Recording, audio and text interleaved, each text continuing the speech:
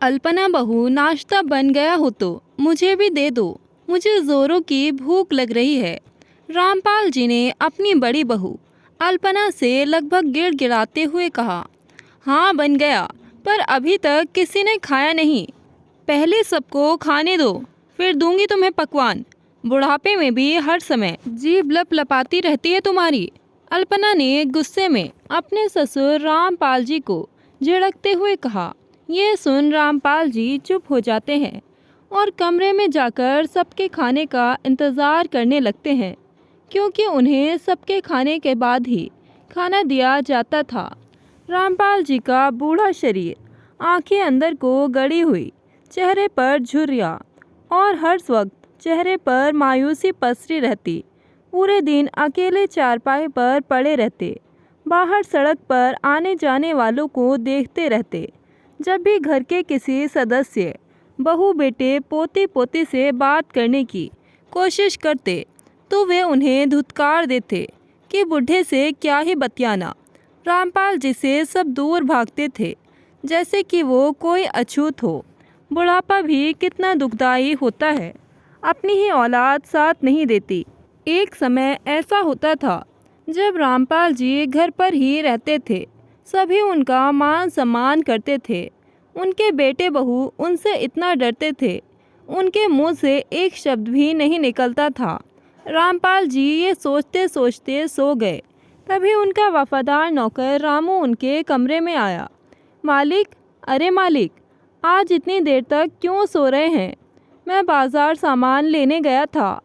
मालिक, रोज़ तो आप जल्दी उठ जाते थे। रामपाल जी को इतनी देर तक सोता देख रामू चौंक उठा और पास में जाकर रामपाल जी को छूकर देखने लगा तो रामपाल जी का पूरा बदन बुखार से तप रहा था। हे भगवान, मालिक को तो बहुत तेज़ बुखार है। रामू परेशान हो उठा। अभी जाकर मालिक के बड़े बेटे को बताता हूँ। रामू रामपाल जी के बड़े बेटे दिवाकर के पास जाता है। दिवाकर भैया, दिवाकर भैया। रामू बरामदे में आकर आवाज़ लगाता है, जहाँ रामपाल जी के दोनों बेटे रहा करते थे।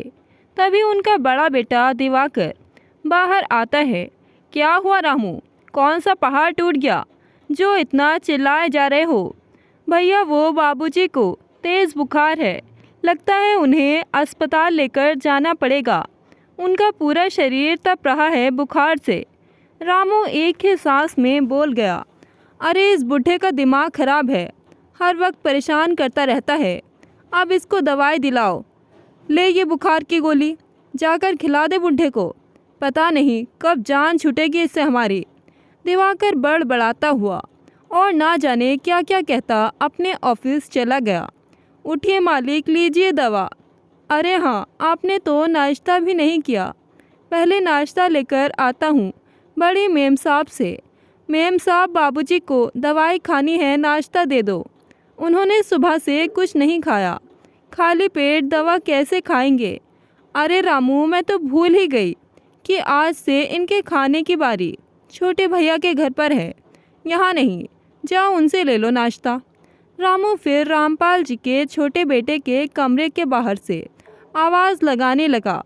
मेम साहब, मेम साहब, मालिक का नाश्ता। अरे नाश्ता? ये कोई टाइम है नाश्ता करने का? समय देखा है, 11 बज चुके हैं। अभी खाना बन जाएगा दोपहर का, तब ले जाना खाना आकर। पर मेम साहब, रामू ने बोलना चाहा। सुना नहीं तूने? जब खाना बने तब ले जाना, बार बार दिमाग मत खराब किया कर। रामू को फटकार लगा दी गई। रामू खून के घूंट पीकर रह गया। कैसी औरत है दोनों। जिस आदमी की आलीशान हवेली में रहती है, उसे ही दाने दाने के लिए मोहताज बना रखा है। रामू बड़बड़ाते हुए रामपाल जी के कमरे में आया। क्यों अपना खून जलाता है रे तू? यहाँ तो रोज़ रोज़ का ही यही नाटक है। क्यों नहीं तू भी चला जाता मुझे छोड़कर? रामपाल जी ने दुखी होकर कहा। अब तो सहन नहीं होता रामू, ये रोज़ रोज़ का तिरस्कार, अपमान।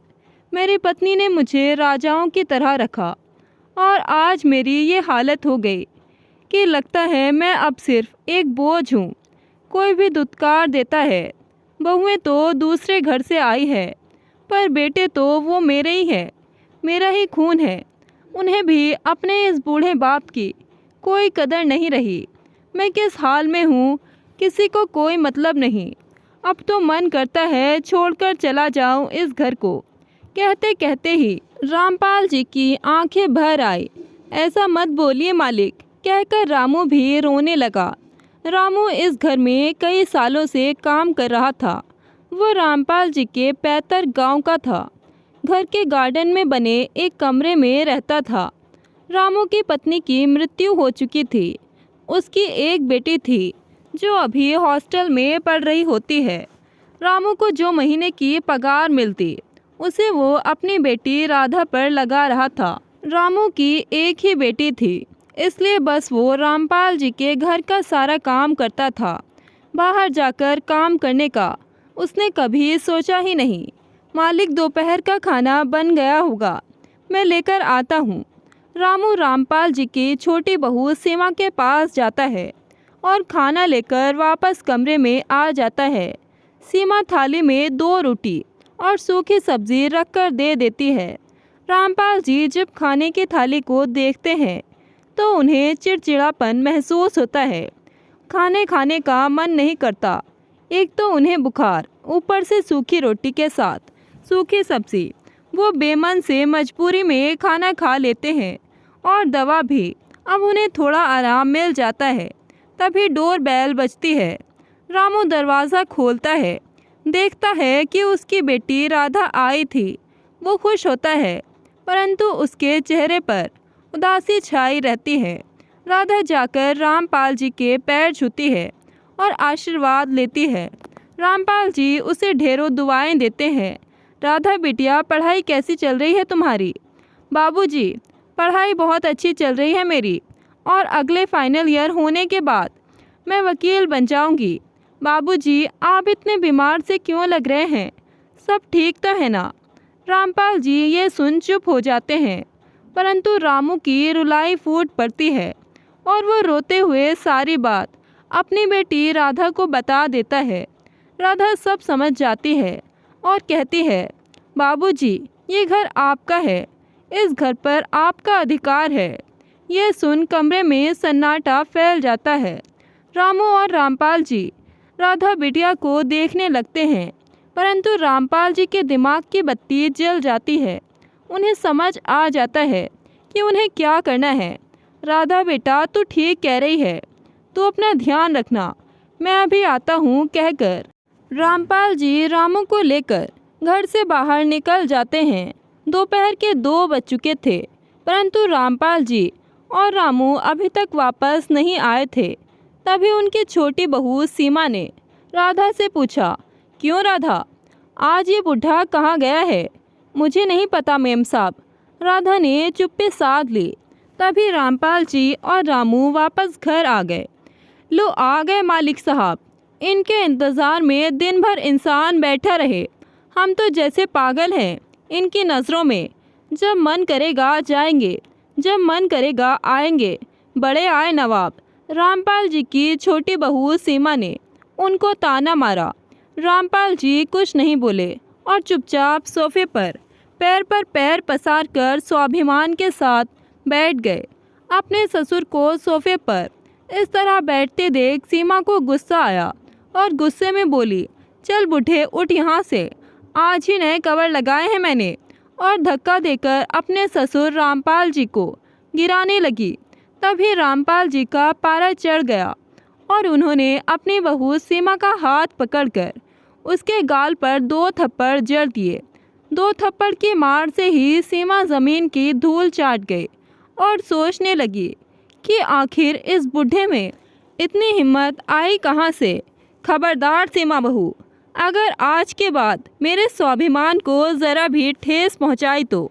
रामपाल जी की तेज़ आवाज़ सुनकर उनकी बड़ी बहू अल्पना और बेटे दिवाकर और रवि भी वहां आ गया। अपनी पत्नी सीमा को ज़मीन पर गिरा हुआ देख रवि चिल्लाकर बोला, बाबूजी, ये क्या बदतमीज़ी है? आपको ज़रा भी तमीज़ नहीं है क्या? अपनी बहू के साथ कैसे पेश आते हैं? रवि की बात अभी पूरी भी नहीं हुई थी कि रामपाल जी ने 2 चांटे उसके गाल पर भी जड़ दिए। वाह बेटा वाह, पत्नी का दर्द देखकर बड़ा दर्द हुआ तुझे। और तेरे इस बूढ़े बाप को जब तेरी पत्नी इतना तंग करती है, इतना अपमान करती है, तब नहीं दिखता। कान खोलकर सुन लो चारों, ये घर मेरा है, मेरे नाम रजिस्टर है। जब चाहूँगा वहाँ बैठूँगा, जब मन करेगा तब बाहर जाऊँगा आऊँगा। तो अब तुम लोग इस घर में रहना चाहते हो तो प्रति परिवार बतौर 10,000 किराया देना होगा। खाना मैं अपनी मर्ज़ी से तुम दोनों में से किसी के साथ भी खाऊंगा।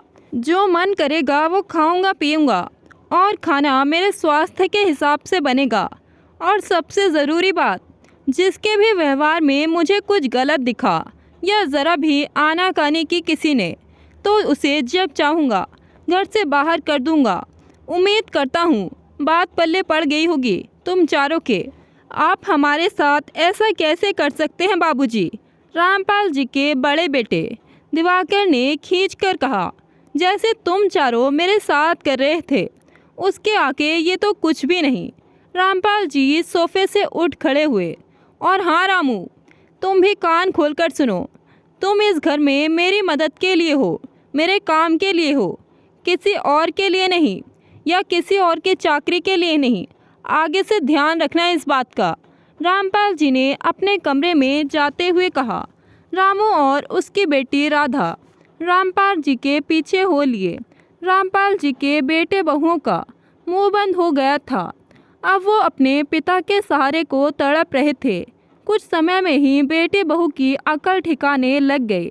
अब रामपाल जी को गर्मा गर्म खाना समय पर मिल जाता था और काम भी बिना बड़बड़ाए बहुएं कर देती थी। और मजाल है कि बेटे बहुएं ऊंची आवाज़ में बोले उनसे। रामू रामपाल जी से खुश होकर बोला, मालिक आपने तो कमाल ही कर दिया। रामपाल जी बोले, देखते जाओ अब मैं इन लोगों से कैसे अपनी सेवा पानी करवाता हूँ। रामू मुस्कुराता हुआ अपने काम में लग गया और अब रामपाल जी चैन की बंसी बजाने लगे। आखिर अपनी औलाद को सही रास्ते पर लाने के लिए कभी कभी उंगली टेढ़ी करनी ही पड़ती है। दोस्तों, ऐसा क्यों होता है?